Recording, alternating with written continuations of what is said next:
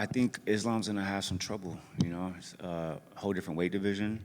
I think he's going to have success against JDM. I'm not so sure, but I think he did the right thing, you know, move up, try to get 2 belts, and then stop, like Khabib did, you know. If you keep fighting enough, you're going to lose. We saw that with Anderson Silva. I don't know, maybe some people here are younger than me, and they didn't even see the Spider fighting, but when Anderson Silva was fighting, was like legendary. Everybody, he was undisputed, the best fighter of all times, and then he lost, and then everybody forget about him. So if you want to keep your legacy, you should fight, and then try to fight for another belt, and then retire. Do like Khabib, because I remember Jose Aldo, I remember so much fighters that they lost on the end of their careers, and then kind of the legacy were ruined. So I think Makhachev is doing what he was supposed to do. I think he beat GDM, and then if Topuria wins, he get back and fight Topuria, and I think that's a good career. And yeah, I like him moving up. I proving himself. He's #1 pound for pound right now. It's a good fight. Jack and Islam closer than people think, especially with Jack Della Maddalena doing a lot of training with Volk, with Craig Jones, those guys that kind of crack the Islam on that first Volk fight. I think they're going to have a lot of info, a lot of study, a lot of answers. It's closer than people think, this fight. I really like this fight. I don't have time right now. I didn't have time to dig deep a little too much in that fight, but I think it's way closer than people think. And JDM has a clear shot on beating Islam, you know. I just wanted to get your thoughts on Islam moving up to welterweight. And how do you think he's going to do out there? I think he'd be fine, man. I think he'd be good, you know. 100% for the title? Yep. Yes.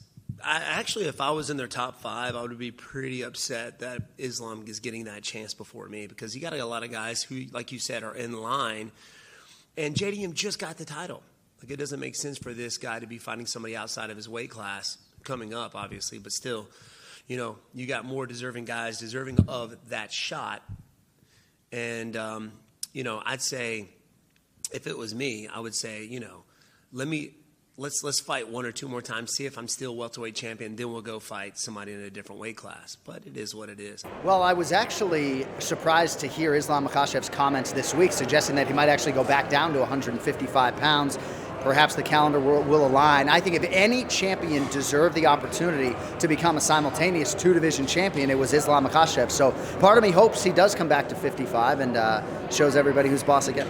Do you think that depends on how he does against Jack Della Maddalena? Yeah, I think it is result dependent. If he beats Jack, I think maybe there would be less of an inclination to go back down. Were he to lose, maybe that would open up his mind to that. But he's the #1 pound for pound fighter in the sport, and I hope people will continue to acknowledge him as such until he loses. And then when you look at the welterweight division, we obviously have Islam that's come up now to welterweight. What did you think about his move up to the division?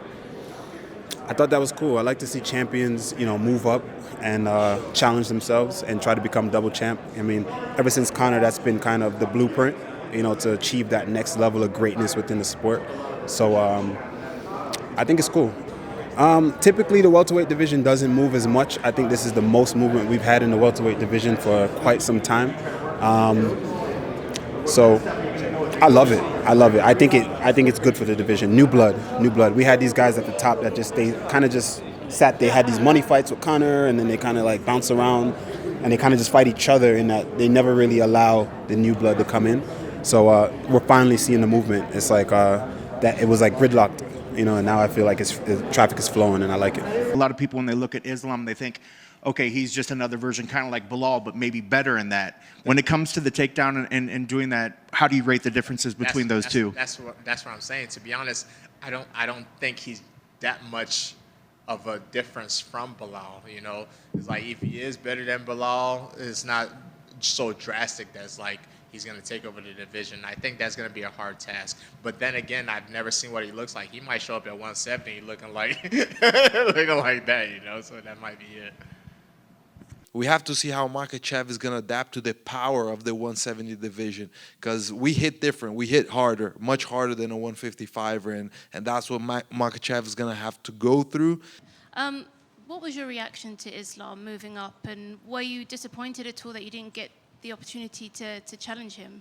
I was extremely disappointed. You know, while I was on the win streak, and then also possibly in January, I thought it would. I was gonna get picked to fight him. You know, and I was feeling really good come January, and it didn't happen. So, I mean, it was tough. We really had to work through that one. And speaking of Islam, what's your thoughts on him moving up to welterweight? He's a big guy. I think he's going to fill into that weight. He's a really big 155er. So I think his lifestyle outside of training camp is going to be a little more comfortable, and he'll fill into that weight class no problem. He could be champion there for sure. I think he'll fare pretty well at welterweight. You know, he's a big guy already. Cuts a lot to 155. Very disciplined, very strong, and just very technical and good. I've trained with him a lot, and I think it's a great decision. I think we need change. I think we need more change. I think the sport can't ever have enough change. You know what I'm saying? Because every once in a while it gets dry and the same person, repetitive. Yeah, so it gives it a little bit more excitement.